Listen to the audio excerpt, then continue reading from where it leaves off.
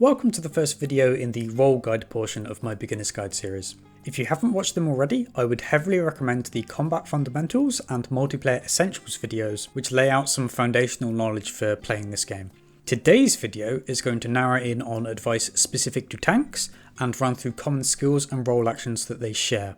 To quickly summarise, tanks have three primary responsibilities: managing aggro, positioning enemies, and mitigating the damage that they receive. Aggro, which is referred in game as enmity, is what determines who an enemy decides to hit.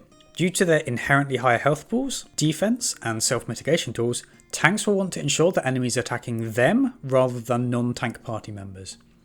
Aggro is indicated in the party list with a little bar by the job icon and a number indicating the ranking for who is aggro. You will know you have top aggro if there is an A here rather than a number.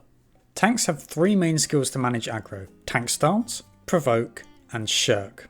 Aggro is generated by a number of factors, but primarily damage. Since tanks deal less damage than DPS, they need some sort of compensating factor to make sure they can keep top aggro. This is what tank stance does. It effectively provides a heavy multiplier to the aggro generated by damage that you do.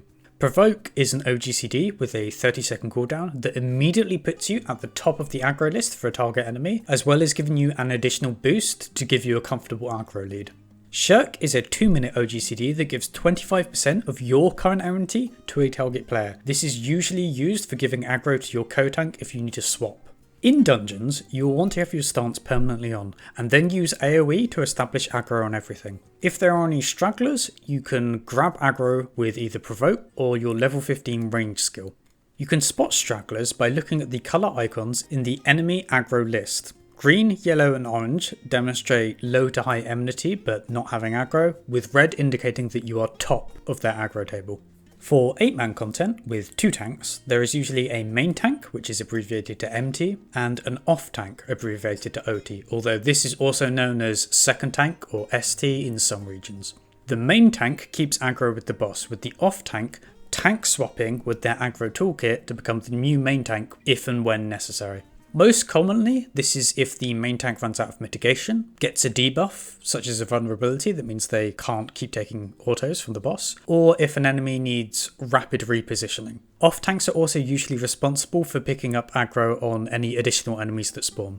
In casual content, who is going to act as main tank is normally decided by whoever keeps their tank stance on before the boss is pulled. You can turn off your tank stance to indicate that you are acting as off tank. Do note, however, that you should turn your stance on during the fight to ensure that you are second in aggro. After all, if the main tank dies, you want the boss to start hitting you rather than your non-tank teammates.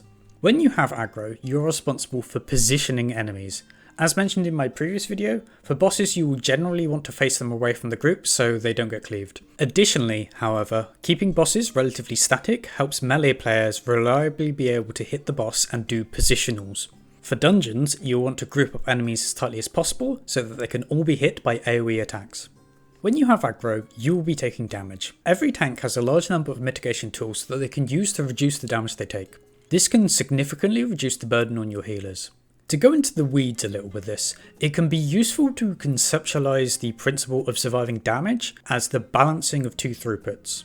On one side of the scale, you have incoming damage, and on the other, you have incoming healing. If on average, the incoming healing is at least equal to the incoming damage, you will survive. If there is an imbalance in favour of incoming damage, you will eventually die. Healers are most able to affect the healing side of this equation, and tanks with their mitigation toolkits are mostly able to affect the incoming damage side of the equation. DPS are able to influence how long this whole balancing act has to be maintained, since once enemies are dead, there is no incoming damage.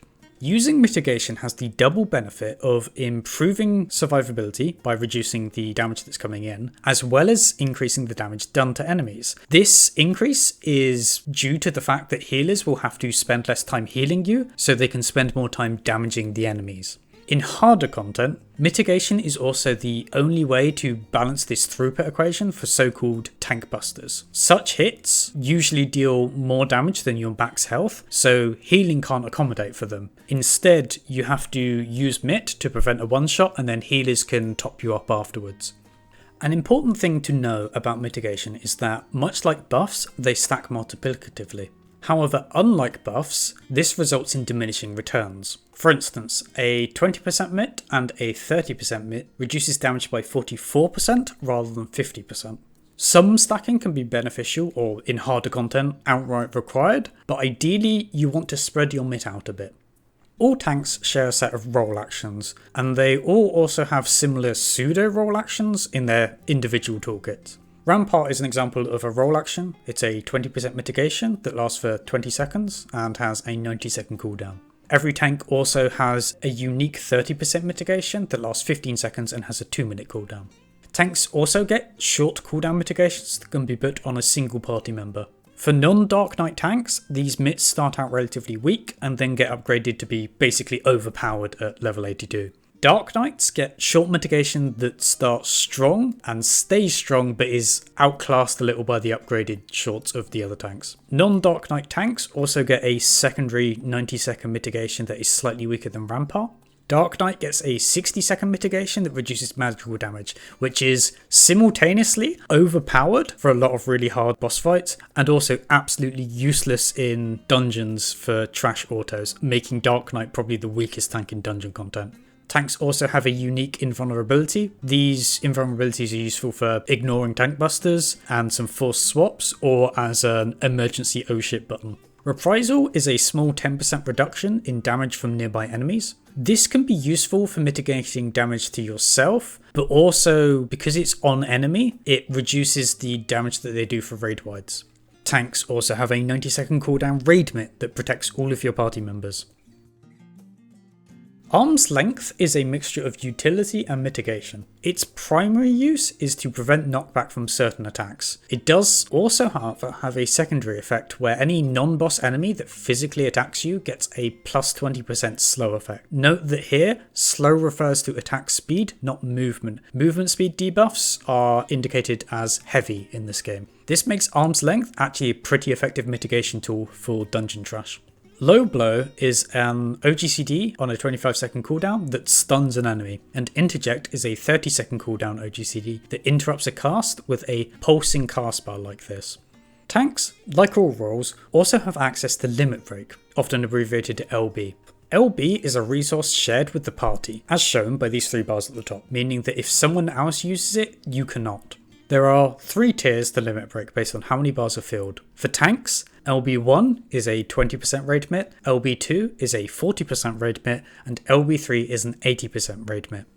This can be useful as an emergency button to stop a wipe if people are at super low health and a raid wide is coming out, or as a tool for cheesing certain mechanics. But most importantly of all, especially for casual content, some fights outright require that you have tank LB3 in order to clear, so make sure that you have it bound to your hotbar.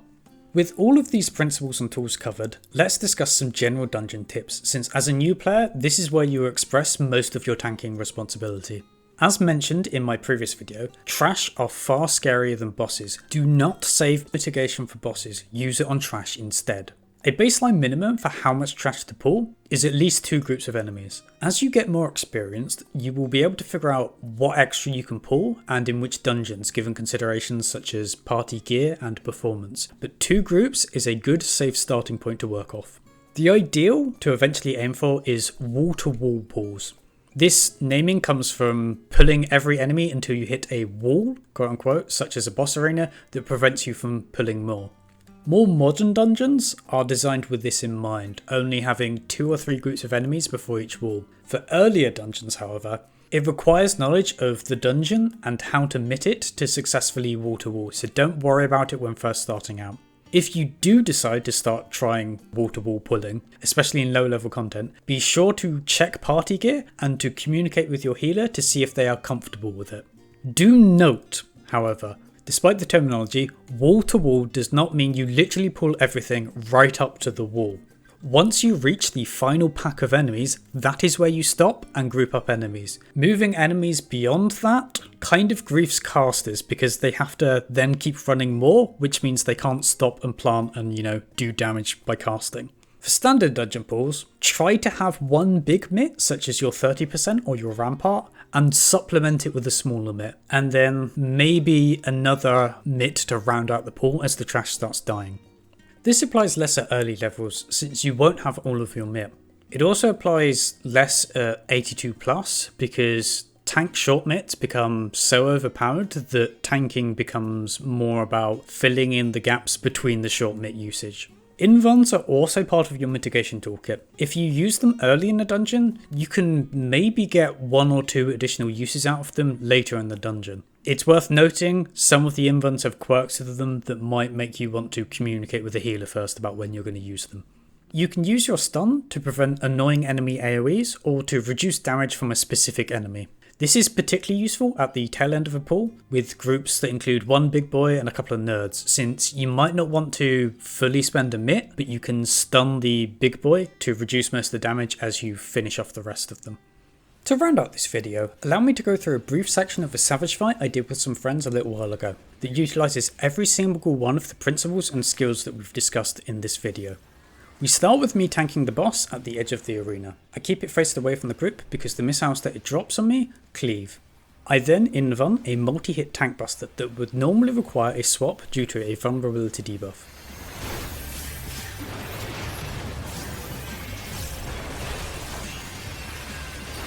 He's dead. I can't heal him now. I told him that. What do you mean? Who's gonna be dead?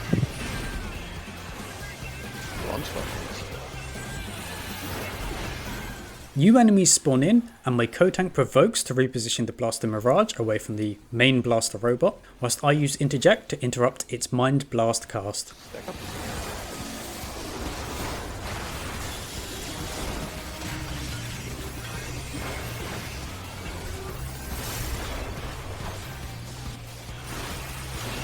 Once this blaster dies, I gap close over to Swindler, where my co-tank uses Shirk to help give me aggro so that I can take over tanking it.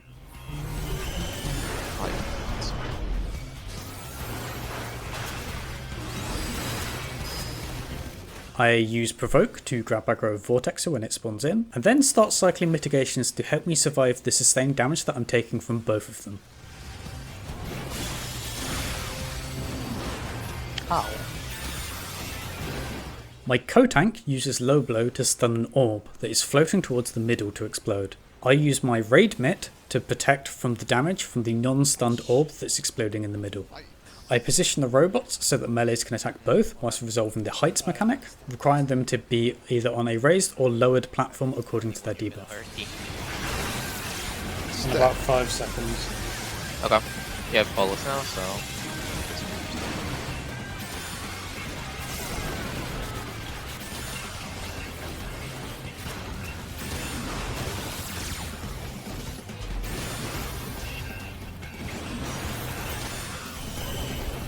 My co-tank then provokes to grab aggro from Vortexer and positions it away. Bio. Ow.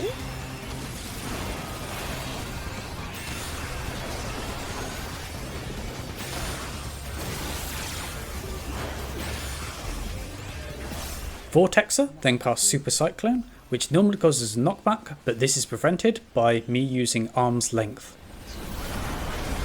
Enumeration as well.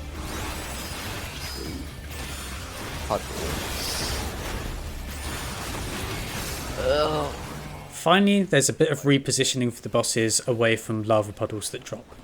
Let's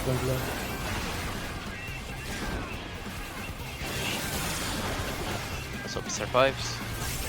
Yeah, he's fine. Yo.